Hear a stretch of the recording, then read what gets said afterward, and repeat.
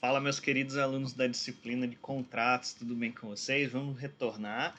Eu queria saber antes como vocês estão nesse período de quarentena. E aí, pessoal, me fala, vocês estão bem? Eu sei que é difícil a gente ficar trancado em casa, a gente não é acostumado a isso, né? E eu estou sentindo bastante, eu concordo com vocês, a produtividade cai um pouco, mas vamos seguir com as nossas aulas remotas. Tô doido para voltar, para que a gente possa ir para a faculdade, para que a gente possa ir para as nossas salas, encontrar nossos colegas de sala e até mesmo todos os meus queridos alunos.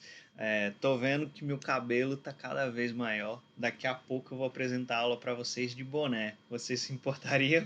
Ou eu vou raspar a cabeça, vai ser um dos dois. Qualquer dia eu vou aparecer aqui de cabeça raspada ou de boné. Espero que vocês não se importem com isso. Ou até mesmo vou fazer um quadro assim para cortar um pouco o meu cabelo. Tô brincando, vamos lá seguir para a nossa 12ª aula. A gente vai finalizar o estudo da extinção dos contratos. Notem que é um tema de grande relevância, um tema que a gente gastou mais de uma aula para isso, para explicar, para deixar tudo bem claro para vocês essa questão da extinção dos contratos. Até porque a grande maioria dos litígios, a grande maioria das discussões dos contratos, ela fica exatamente nesse cerne, que é a questão da extinção dos contratos. Então, vamos lá, vamos iniciar a nossa 12ª aula, a aula que a gente vai finalizar a questão da extinção dos contratos. A gente já falou das causas anteriores, até mesmo das causas contemporâneas. Agora a gente vai falar da questão das causas posteriores à celebração dos contratos. Bom, como essa terceira causa básica, o contrato ele pode ser extinto por fatores posteriores ou supervenientes à sua celebração contratual. Toda vez em que houver uma extinção por esses fatos que são posteriores à celebração, é quando a gente tem uma figura que eu tenho certeza que vocês já ouviram, que é a figura da rescisão contratual. A rescisão contratual, que ela é, na verdade, um gênero, que existem outras espécies e que a gente vai estudar logo em seguida. E sempre que a gente verificar que há um prejuízo entre as partes, a gente pode visualizar uma figura processual. E essa figura processual se chama ação de rescisão contratual. Ela segue o rito ordinário e ela tem um procedimento comum que é seguido no Código de Processo Civil de 2015, que é o que está atual para a gente, certo? Então, sempre que a gente tiver essa rescisão, que como eu te disse, ela é gênero e ela possui duas espécies. A espécie é resolução e resilição. Quem se lembra de quando a gente tratou da figura da resilição? Calma, se você não se lembra, se atente que a gente vai tratar agora com maior propriedade, eu vou aprofundar melhor nesse ensino e vou te trazer algumas figuras que antes a gente não estudou, porque a gente só fez um passant. Então, vamos lá, vamos é, imergir mais nessa questão, só que inicialmente eu queria dar só um conceito básico. A resolução, ela é a extinção do contrato por um descumprimento, enquanto a resilição, ela é essa dissolução por vontade unilateral ou bilateral das figuras que estão no contrato. Ela é admissível por lei, ela tem que ser expressa e implícita pelo reconhecimento desse direito potestativo. Então, vamos lá, vamos seguir. A gente vai ver cada um desses pontos de forma mais esmiuçada. Não se preocupe se você perdeu algum ponto do que eu falei agora. Vamos lá. A resolução, ela se divide em 4 categorias. Ela tem a inexecução voluntária, inexecução involuntária, a cláusula resolutiva tácita e a resolução por onerosidade excessiva. Existem essas 4 categorias para tratar da resolução e a gente vai ver agora uma por uma. Bom, a primeira delas é a resolução por inexecução voluntária. Ela está relacionada com a impossibilidade da prestação por culpa ou dolo do devedor, podendo ocorrer tanto na obrigação de dar, como na obrigação de fazer, ou até mesmo de não fazer. E um ponto que eu gostaria de ressaltar a respeito da resolução por inexecução voluntária é quando a gente verifica essa inexecução voluntária culposa, que ela sujeitará a parte inadimplente ao ressarcimento pelas perdas e danos sofridas. E quando eu falo dessas perdas e danos, a gente inclui qualquer tipo, qualquer espécie dessas perdas e danos, seja danos emergentes, lucros cessantes, danos morais, danos materiais, danos estéticos ou até mesmo danos imateriais. Então, de acordo com que aquilo pode ser interpretado pela luz dos artigos 402 a 404, a gente tem uma codificação material. Até mesmo eu posso buscar essa justificativa para esse ressarcimento na nossa Constituição e até mesmo na jurisprudência, que a gente tem diversos pontos que solidificam esse entendimento que eu acabei de passar para vocês. Tá bom? Vamos então para a nossa segunda categoria, que é a categoria da resolução por inexecução involuntária. O descumprimento contratual poderá ocorrer por fato alheio à vontade dos contratantes, ou seja, as hipóteses em que ocorrer a impossibilidade de cumprimento da obrigação em decorrência de caso fortuito, que é um evento totalmente imprevisível, ou de força maior, que é aquele evento previsível, mas inevitável. Então, nesse momento, o que a gente verifica essa questão de caso fortuito e força maior, eu queria ter um trato com vocês, apenas com a finalidade da gente completar essa classificação. Eu queria lembrar um pouco de caso fortuito e força maior, mas esse é um terreno bem complexo. É bem difícil da gente pisar nesse terreno, porque é uma profunda divergência doutrinária a respeito dessa distinção conceitual entre esses dois institutos. Então, o que eu vou fazer agora, eu não tenho nenhum interesse em dirimir essas discussões e essas divergências que a gente encontra na nossa disciplina. O que eu trago para vocês agora é apenas um registro que vocês podem utilizar na minha disciplina, na cadeira de contratos. Combinado? Vamos lá para o nosso próximo slide, que diz o seguinte: a característica básica da força maior é a sua inevitabilidade, mesmo sendo a sua causa conhecida. Como exemplo clássico de força maior, eu tenho o vulcão, o terremoto e todos esses outros efeitos que a gente pode dizer que ele é inevitável, mas a gente sabe a sua causa conhecida.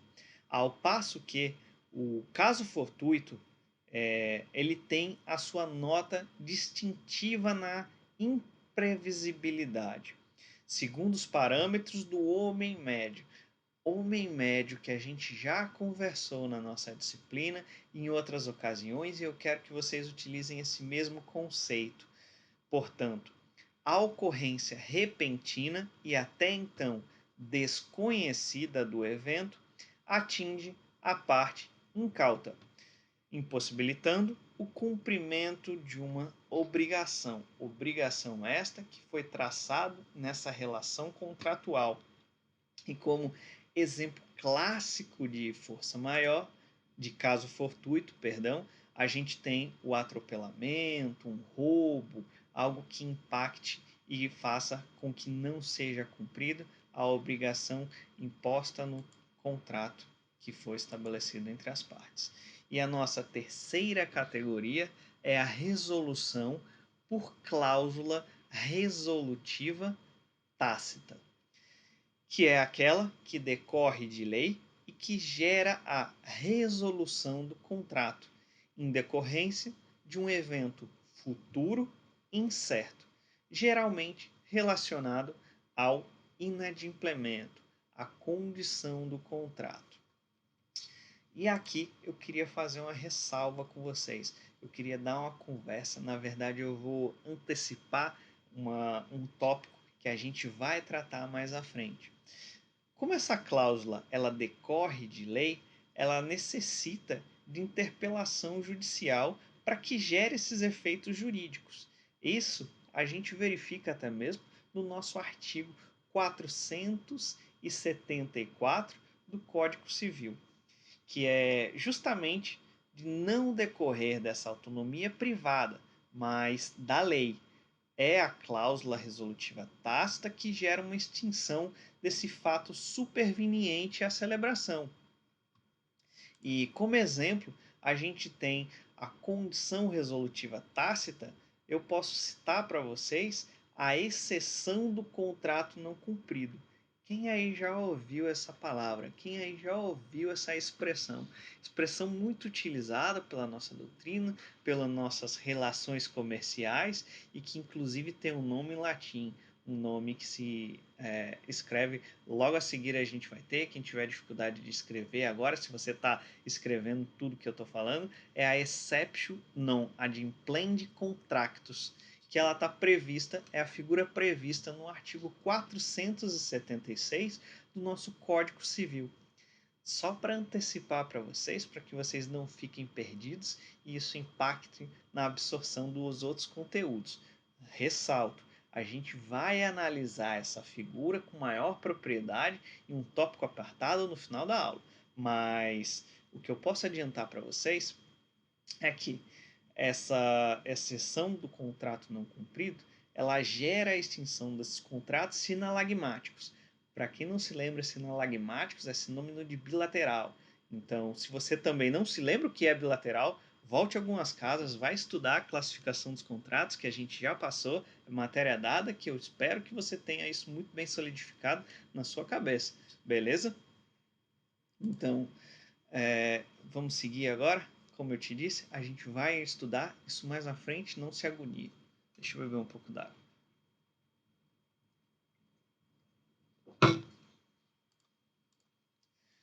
E a nossa quarta categoria e última categoria é a resolução por onerosidade excessiva. É aquela em que a extinção do contrato está ligada à função do descumprimento.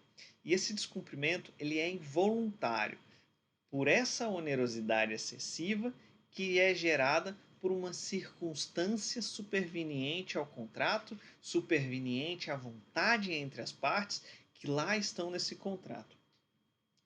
E tal ponto de resolução contratual é de extrema relevância, razão pela qual a gente também vai estudar em um tópico isolado ao final da aula, tá bom? São duas figuras importantíssimas que geram uma série de efeitos para essa relação contratual e de forma que eu achei mais interessante a gente empurrar isso também um pouquinho para a próxima aula, para o final dessa aula, para que a gente não fique imersando em alguns institutos e a gente perca o fio da meada, beleza? E aqui eu isolei para vocês alguns artigos, que são artigos importantes do nosso Código Civil. Vamos dar uma olhadinha. É o artigo 478, 479 e 480. 478. Nos contratos de execução continuada ou diferida, se a prestação de uma das partes se tornar excessivamente onerosa, com extrema vantagem para a outra, em virtude de acontecimentos extraordinários e imprevisíveis, poderá o devedor pedir a resolução do contrato. Os efeitos de sentença que a decretar retroagirão à data da citação. Artigo 479. A resolução poderá ser evitada, oferecendo o réu a modificar equitativamente as condições do contrato. O que esse artigo diz é que esse fim do contrato, esse rompimento dessa relação de confiança que foi estabelecida pelo contrato, ela pode ser modificada, desde que a parte que está recebendo essa onerosidade e a parte que está recebendo esta vantagem, eles modifiquem essas cláusulas contratuais ao ponto que a gente não verifique mais uma vantagem alheia para uma outra parte, que seja uma vantagem indevida para as partes.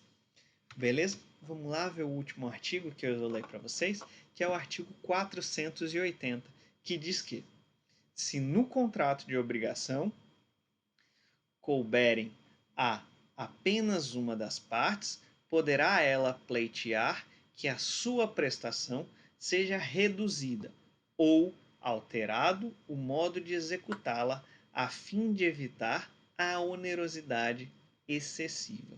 Então, são 3 pontos interessantes que eu isolo para vocês e eu peço que vocês observem no vademecum de vocês.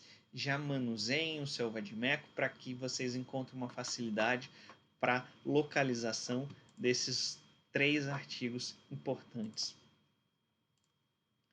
Agora vamos falar um pouco da resilição. A resilição, diferente da resolução, que haviam 4 categorias, a resilição tem apenas 2 categorias. Deu uma facilitada, né? E ela se divide em unilateral e bilateral. E aqui eu quero dizer logo para vocês que quem faz questão de concurso ou quem está já se aprofundando o estudo em algumas questões pode verificar alguma terminologia diferente de unilateral e bilateral. Então eu já trago para vocês aqui. A unilateral, ela também é chamada de convencional ou até mesmo de arrependimento. Ou seja, se você porventura encontrar resilição convencional, é a unilateral, ou até mesmo resilição de arrependimento, é a resilição unilateral. E tudo que a gente explicar e tudo que a gente conversar sobre a resilição unilateral, você vai aplicar para esses 2 nomes, tá? E a bilateral, ela também tem o nome de distrato. É um nome que possivelmente quem já faz algumas relações comerciais, quem já estipulou alguns contratos, certamente ouviu essa terminologia. Certamente ouviu esse nome, o distrato. E para isso, a gente pode agora tecer alguns comentários acerca de cada um desses pontos. Vamos lá. A respeito da resilição unilateral, ou, como eu já disse, convencional, ou arrependimento, ela é operada por autorização legal, expressa ou implícita, pela natureza dessa avença, pela natureza dessa relação contratual que está sendo estipulada no contrato. E sempre com a prévia comunicação à outra parte. Bom, diante disso que eu conversei com vocês, eu gostaria de traçar um ponto com vocês. Partindo da concepção tradicional do princípio da força obrigatória dos contratos, que é o que a gente já conversou e eu já trouxe para vocês até mesmo o nome em latim, que é o Pacta Sunt Servanda. Quem se lembra disso? Quem não se lembra, por favor, volte para aulas de princípio, que lá a gente conversou sobre isso. É lógico que essa extinção unilateral do contrato, por mera manifestação de vontade de uma das partes, ela não é bem vista. Porque se a gente fez uma relação contratual, se a gente estipulou um pacto, esse pacto de confiança, que a gente almejava um determinado objeto desse contrato e uma das partes ela não quer proceder com esse contrato, isso não é bem visto. Isso não é bem quisto pela nossa doutrina. Em verdade, essa visão específica, ela continua válida. A gente continua repulsando esse tipo de comportamento, pois seria até mesmo ilógico se a gente faz uma série de relações contratuais, se a gente firma uma série de contratos estipulando objetos a serem entregues, estipulando prestações de serviços a serem realizadas, e a gente, com uma simples vontade da parte contrária, deixa de acontecer, deixa de ser contratado, essa estipulação contratual ela é desfeita. pela mera vontade de uma das partes. Então, a resilição unilateral ela é algo repulsado pelo nosso ordenamento, beleza? Já, e aqui eu trago para vocês também o artigo que diz da resilição unilateral, que é o artigo 473, que diz o seguinte: a resilição unilateral, nos casos em que a lei expressa e ou implicitamente o permita, opera mediante denúncia notificada à outra parte. A gente tem também uma série de estipulações na lei, como foi muito bem claro para vocês, como a inteligência do artigo traz, ou até mesmo a gente pode ver algumas previsões de multas para tratar da resilição unilateral, que, como eu falei, é algo repulsado entre as relações comerciais, certo?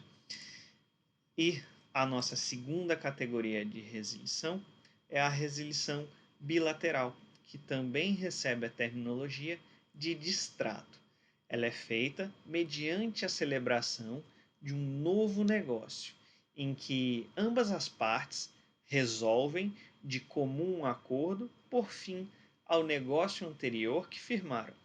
O distrato submete-se à forma exigida para o contrato conforme previsão taxativa e comando legal em questão. Se a autonomia da vontade que estabeleceu essa relação contratual, conforme a gente conversou no tópico anterior, é óbvio que essa mesma autonomia ela pode também desfazer esse pacto e desfazer esse objeto que foi pactuado. Possivelmente pode ser celebrado até mesmo um novo contrato diante dessa desfazimento desse negócio contratual. E é o que se espera. E o que a gente pode ver, por exemplo, se uma empresa de delivery, por exemplo, já que a gente está utilizando bastante nessa quarentena, vamos utilizar o exemplo de uma empresa que realiza essa entrega de alimentos na modalidade de delivery. Ela tem um contrato com um restaurante, pode ser estipulado nesse contrato que em um tempo determinado vai ser atendido e vai ser ofertado esse serviço de entrega de alimentos. Mas as partes podem, de comum acordo, extingui-lo, estabelecendo eventuais indenizações, eventuais multas que pode ser porventura contemplado nesse contrato que havia entre essa empresa de delivery e o restaurante. Isso pode ocorrer. Se a gente tem que a autonomia de vontade pode estabelecer pactos, essa mesma autonomia de vontade também pode desfazê-los. E aqui também eu trago o artigo que diz a respeito deste distrato ou desta resilição bilateral, que diz o seguinte: o distrato faz-se pela mesma forma exigida para o contrato.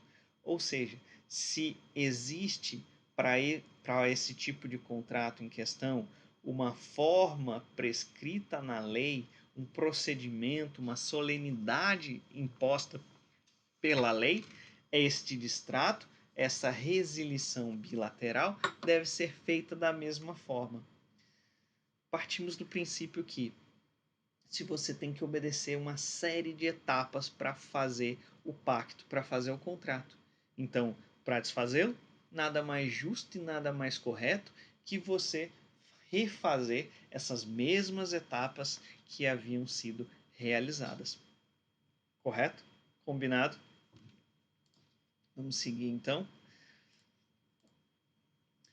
E aqui é o último tópico a respeito da extinção, que é a extinção por morte de um dos contratantes. Exatamente. Pode ser que vocês recebam com uma certa estranheza, porque a gente vai encerrar essa análise de extinção dos contratos e essa última forma é a forma de morte que pode gerar esse fim desse pacto. Mas quando que ocorre? E o porquê que ocorre? Bom, isso somente ocorrerá nos casos em que essa estipulação, essa parte contratual, ela assume uma obrigação que seja personalíssima ou intuito personae. Vimos também quando estudamos classificação dos contratos. Se você não tem esses conceitos solidificados, por favor, me acione, me pergunte. Eu estou disponível sempre que eu fizer o lançamento da aula. Eu vou fazer também no Moodle e você pode me perguntar lá. Lá sempre é aberto um tópico chamado Dúvidas, mande. Então você pode me mandar a sua dúvida por lá também. Também estou à disposição no nosso grupo do WhatsApp. Você pode me procurar de forma privada que eu vou ter a satisfação de discutir com vocês, tá bom? E também deixo à disposição o meu e-mail ou até mesmo aqui nos comentários do nosso canal do YouTube, tá bom? Então, talvez você possa estar se perguntando nesse momento por que a extinção por morte de um dos contratantes merece um tópico especial e apartado. Então, eu isolei para vocês uma doutrina para a gente entender o porquê. Vamos dar uma olhadinha. Eu trago para vocês Orlando Gomes. Entre as causas de extinção dos contratos, a morte de um dos contratantes ocupa um lugar à parte. Sua inclusão nos outros moldes de dissolução não tem realmente cabimento. Não é possível afirmar que resolve o contrato. Sem dúvida, impossibilita sua execução ou faz cessá-la definitivamente, mas, a rigor, não pode ser considerada inexecução involuntária, por seus efeitos não se igualarem aos de caso fortuito. Não se justifica também enquadrá-la entre as causas de resilição, como procede a doutrina francesa, pois a resilição se caracteriza por ser consequência de manifestação de vontade de um ou de dois contratantes. E a morte não é uma manifestação de vontade. O morto, ele não está optando, ele não está declarando que ele não vai fazer esse contrato, que ele não quer dar seguimento a esse contrato. Então, eu vou seguir aqui a doutrina e trago também de uma forma apartada dos demais. E o que a gente pode perguntar nesse momento é que essa extinção por morte do contratante, ela pode ser aplicada a todo tipo de contrato? Pode responder que eu tô te ouvindo, não se preocupe, ninguém vai achar que você tá doida conversando com o computador. Pode responder, responde de forma baixinha se você for mais tímida e eu trago logo em seguida a resposta para vocês. De fato, a morte de uma das partes somente constitui causa de dissolução do contrato naquelas avanças personalíssimas, contraídas justamente em função da pessoa do contratante, intuito personae, equiparando-se à incapacidade superveniente. Ou seja, se vocês contrataram determinada pessoa para realizar o contrato, nada mais justo e correto de que esta pessoa cumpra com a obrigação lá estabelecida.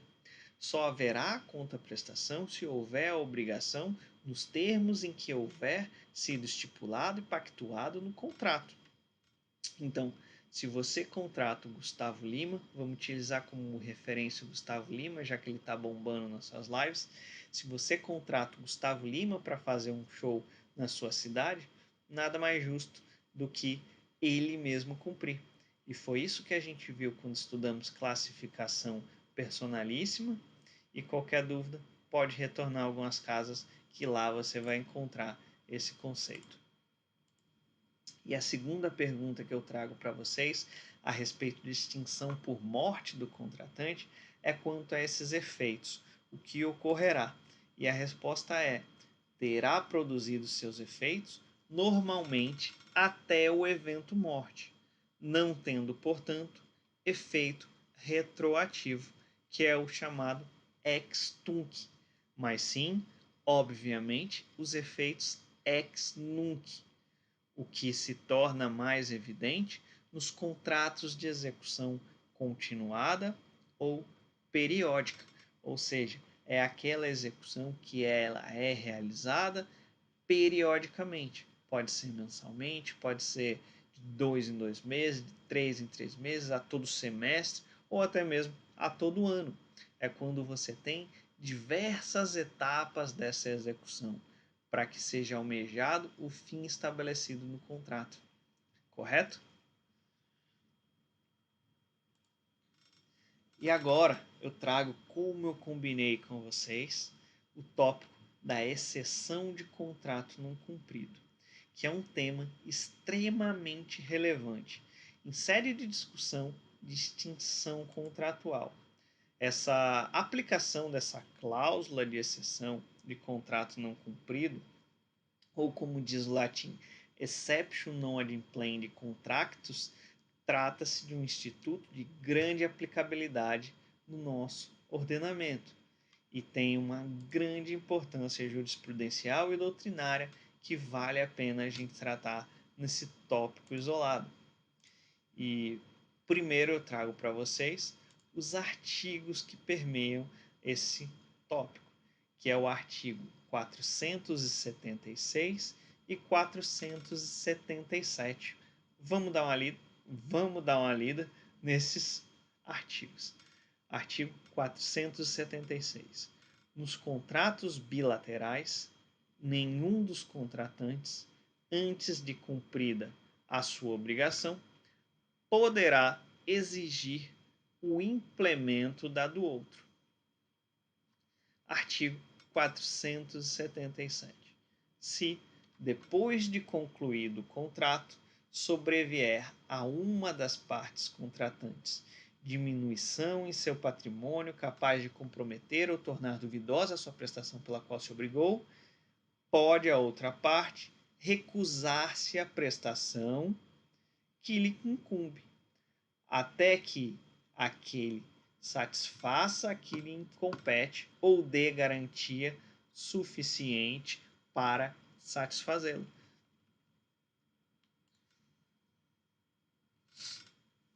Eu trago para vocês agora um dos doutrinadores, meu preferido, que é Pablo Galiano. E Pablo Galiano, junto com Flávio Tartucci, que são meus preferidos, ele diz o seguinte: consiste a exceção de contrato não cumprido em um meio de defesa, pelo qual a parte demandada pela execução de um contrato pode arguir que deixou de cumpri-lo pelo fato da outra ainda não ter satisfeito a prestação correspondente. Como se infere, a mesma somente pode ser aplicada nos contratos bilaterais, nos contratos sinalagmáticos ou de prestação correlatas, em que se tem uma produção simultânea de prestações para todos os contratantes, pela dependência recíproca de obrigação. E eu trago também Fred Didier, que diz que a exceção substancial para ser conhecida pelo juiz precisa ser exercida pelo demandado. Não pode, de regra, o magistrado conhecer ex officio dessa exceção, não alegada a exceção substancial no momento da contestação. Ocorrerá a plecrusão, salvo se a lei expressamente permitir essa alegação a qualquer tempo, o que é raro. A exceção opera no plano da eficácia. Não pretende o demandado exigir a pretensão contra si exercida, mas apenas retirar-lhe a eficácia. Quem excetua não nega eficácia, busca neutralizá-la ou até mesmo retardá-la. A exceção, como reverso de pretensão, prescreve na mesma data. O que nós verificamos na prática, quando a gente vê exceção do contrato não cumprido, é que se trata de um instrumento bastante útil, que é exatamente o que Fred Didier diz. Ele é útil e é utilizado até mesmo para forçar o devedor a cumprir a sua obrigação, uma vez que a recusa de pagamento da obrigação poderá compeli-lo a tal fim. Já Silvio Rodrigues, ele diz que a exceptio non ad implendi contractus pode ser invocada qualquer que seja a causa geradora do inadimplemento do contrato. Quer a recusa de cumprimento se funde à má vontade do contratante, quer na força maior ou no caso fortuito. Em ambas as hipóteses, a outra parte pode aduzir a exceção, porque, tendo uma prestação sua causa na outra, deixando aquela de ser cumprida, seja qual for o motivo, cessa de exigir a causa de cumprimento da segunda. A exceção do contrato não cumprido, ele tem como elementos caracterizadores, diante do que a gente viu na própria doutrina, ele tem 3 elementos caracterizadores e fundamentais. O primeiro deles é a existência de um contrato bilateral. E quando a gente fala em existência de contrato bilateral, a gente tem que se prender em sentido próprio da palavra. Somente poderá ser invocado essa exceção do contrato quando há uma dependência recíproca de obrigações, ou seja, quando ambos os polos desta relação contratual tiverem obrigações a serem realizadas nesse contrato, para a gente conseguir atingir o objeto estabelecido e pactuado no contrato. E o nosso segundo elemento caracterizador é a demanda de uma das partes pelo cumprimento do pactuado. Somente haverá sentido da gente invocar essa exceção do contrato não cumprido na invocação, se há uma provocação, ou seja, se é utilizado como um elemento de defesa no sentido material, se houver essa provocação. E essa provocação ela tem que exigir o cumprimento, algo que não está sendo realizado até o momento. Pois se houver inércia dessa parte que está provocando, não há que se falar em defesa. A defesa é utilizada quando alguém te ataca. Então, o primeiro ponto é a existência de um contrato bilateral. O segundo ponto é a demanda de uma das partes por este cumprimento pactuado. Então, essa pessoa que receberá essa provocação, diria que essa intimação de que ela não está cumprindo o que está estabelecido no contrato, a sua parte do contrato, ela tem que estar em dia com sua obrigação para utilizar esse artifício, esse instituto. Ele vai alegar que ele está cumprindo a sua parte. Quem não está cumprindo é exatamente quem está lhe cobrando. E o terceiro elemento caracterizador é o prévio descumprimento da prestação pela parte demandante. É justamente o prévio descumprimento dessa parte autorizante que autorizará este recipiente, essa pessoa que alegar a exceção do contrato não cumprido, que receberá a nomenclatura processual de recipiente, a se valer dessa cláusula, uma vez que, tendo havido o cumprimento da prestação na forma em que foi pactuado, ele vai demonstrar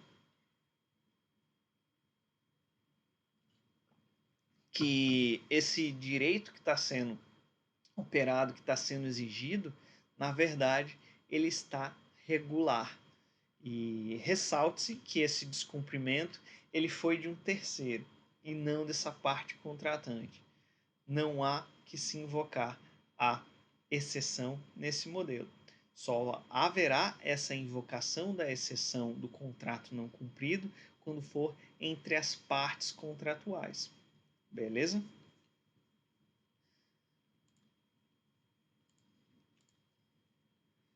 E aqui, o último ponto que eu trago para vocês, que é um ponto bem interessante, que a gente verifica também muitas questões, e é objeto de muita dúvida, é a respeito da teoria da imprevisão e a resolução por onerosidade excessiva. Conforme eu falei no início da aula, a gente iria ver em tópico apartado a exceção do contrato não cumprido e também a questão da onerosidade excessiva, o qual eu faço também a adição da teoria da imprevisão. E eu vou, antes da gente falar, deixa eu retornar esse slide para não complicar a mente. Bom, apenas para rigor terminológico, a gente verifica algumas confusões. E essa confusão é entre a teoria da imprevisão, a resolução da onerosidade excessiva e da cláusula rebus sic stantibus. Isso mesmo, rebus sic stantibus.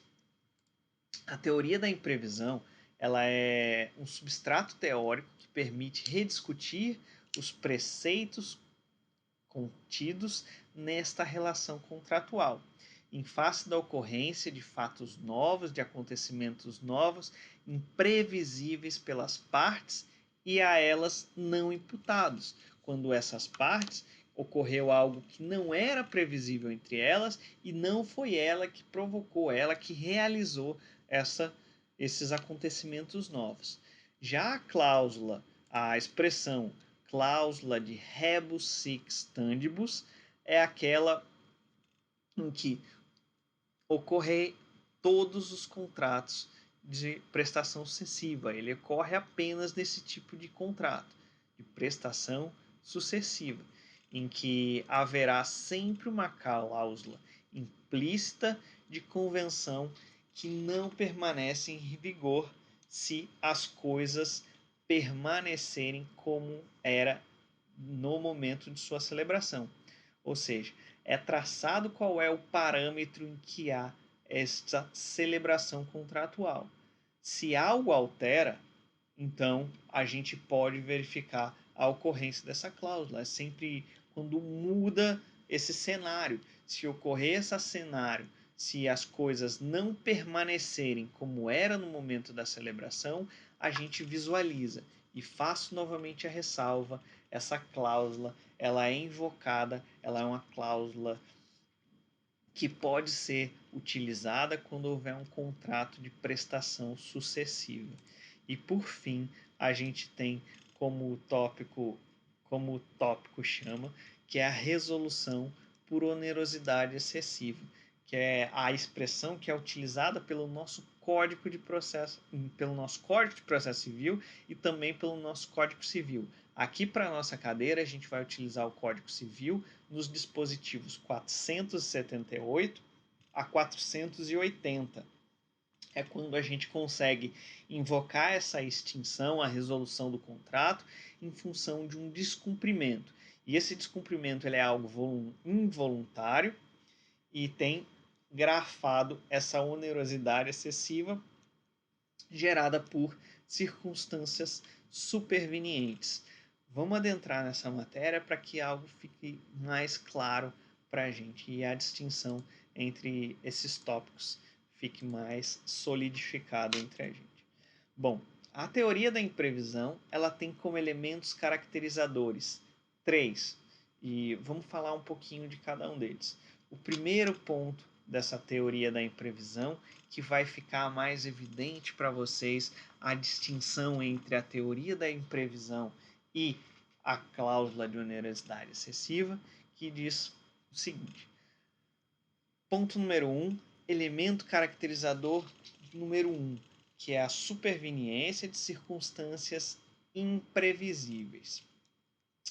E claro está que nesse momento em que há essa onerosidade excessiva imposta por uma das partes, e é quando a gente verifica que há essa pretensão de mudança dos termos dessa avença, visto que na vida negocial nada impede que uma parte tenha realizado esse mau negócio. A superveniência de circunstâncias imprevisíveis é quando você realiza esse contrato, mas porventura você não conseguiu visualizar e distinguir que algo poderia acontecer, que algo poderia culminar nessa relação contratual e que geraria esse desequilíbrio entre as partes. Elemento caracterizador de número 2: alteração da base econômica objetiva do contrato.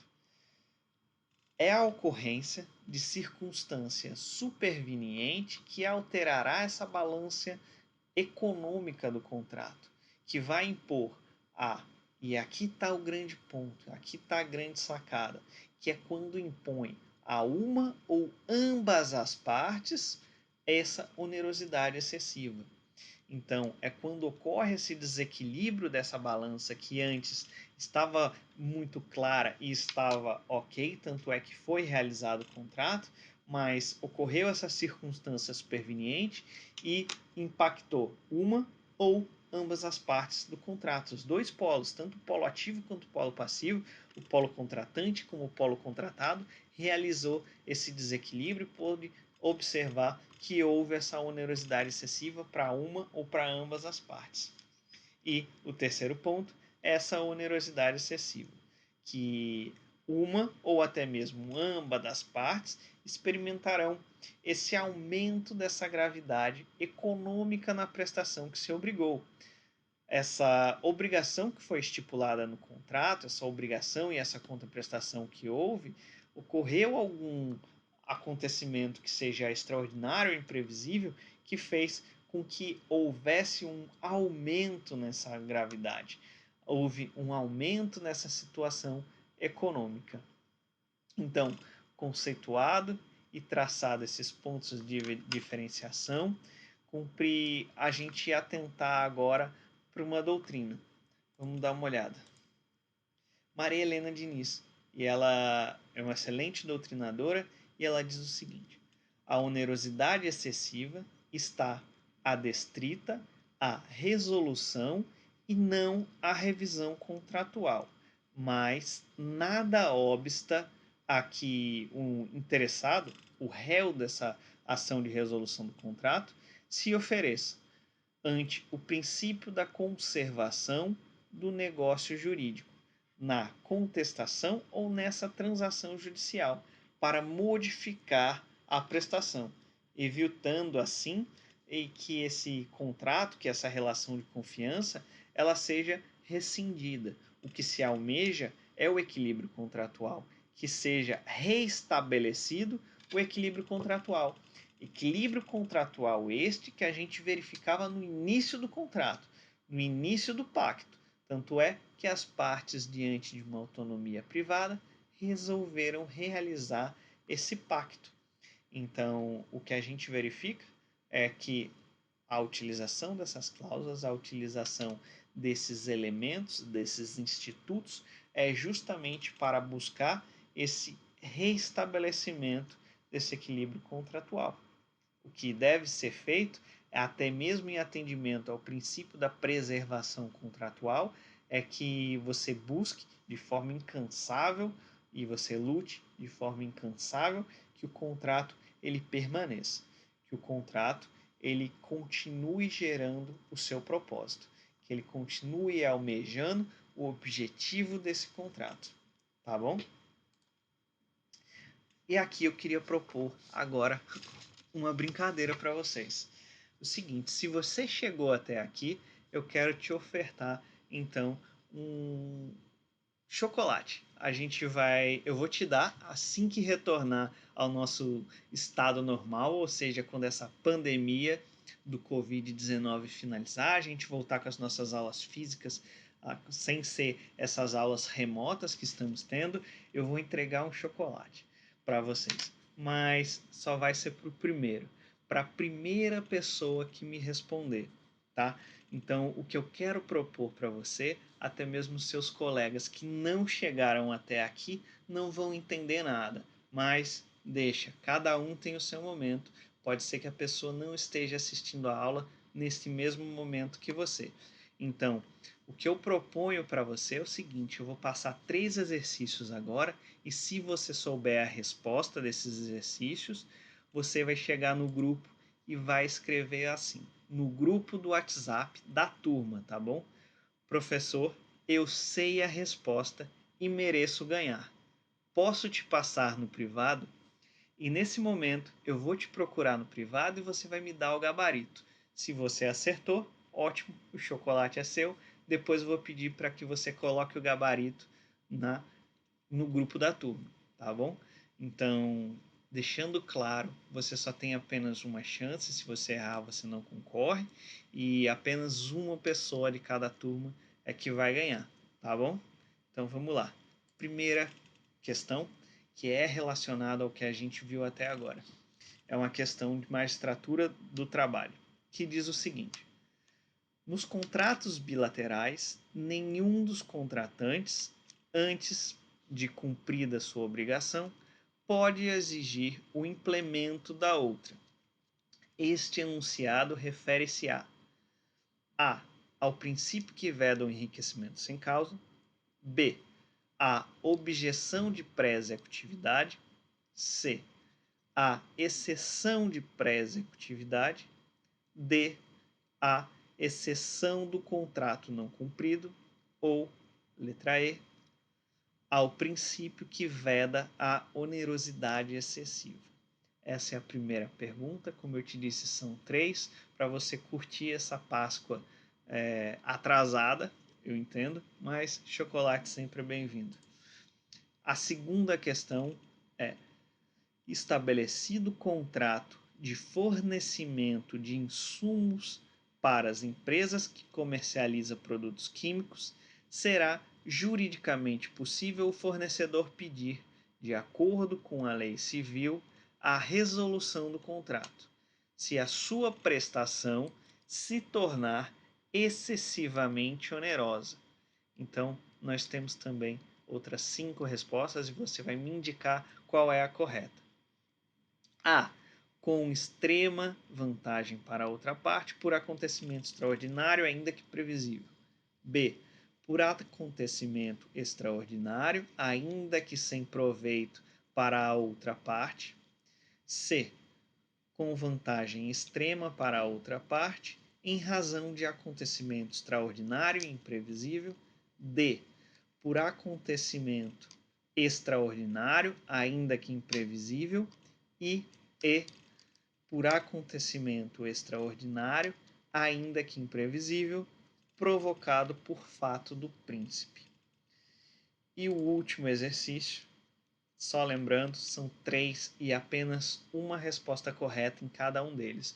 Você vai ter que ir para o grupo da sala, falar aquela sentença que a gente acabou de passar e apenas isso, tá? Não é para antecipar para os seus colegas, não. Como eu disse, cada um tem o seu tempo. A. No Código Civil, para que se dê a resolução contratual por onerosidade excessiva, será preciso o preenchimento dos requisitos seguidos. A. Os contratos devem ser de parcelas sucessivas ou diferidas no tempo, exigindo-se a onerosidade excessiva à parte prejudicada e vantagem extrema à outra, mas não a imprevisibilidade dos acontecimentos. B. A natureza dos contratos é irrelevante, bem como a vantagem a uma das partes, bastando a onerosidade excessiva à parte prejudicada e os acontecimentos extraordinários e imprevisíveis. C. Os contratos devem ser bilaterais e as prestações sucessivas, bastando a onerosidade excessiva a uma das partes, sem se cogitar de vantagem a outra parte, mas exigindo-se a imprevisibilidade dos acontecimentos. D. Na atual sistemática civil, basta a onerosidade excessiva, não se cogitando, seja de vantagem a outra parte, seja da imprevisibilidade dos eventos. E letra E. Os contratos devem ser de execução continuada ou diferida. e a onerosidade excessiva a uma das partes deve corresponder à extrema vantagem à outra, em virtude de acontecimentos extraordinários e imprevisíveis.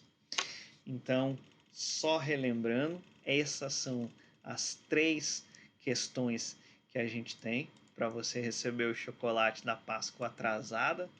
E se você souber das respostas, você coloca no grupo do WhatsApp da turma: professor, eu sei a resposta e mereço ganhar.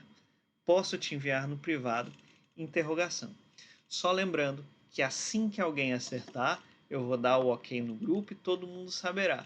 Então, se por acaso você chegou nessa parte do grupo e alguém já colocou essa sentença lá no grupo, mas eu não falei que ela acertou, que ela ganhou o chocolate, então você pode colocar também em seguida, porque se ela errar, eu vou logo para o segundo que colocar essa sentença.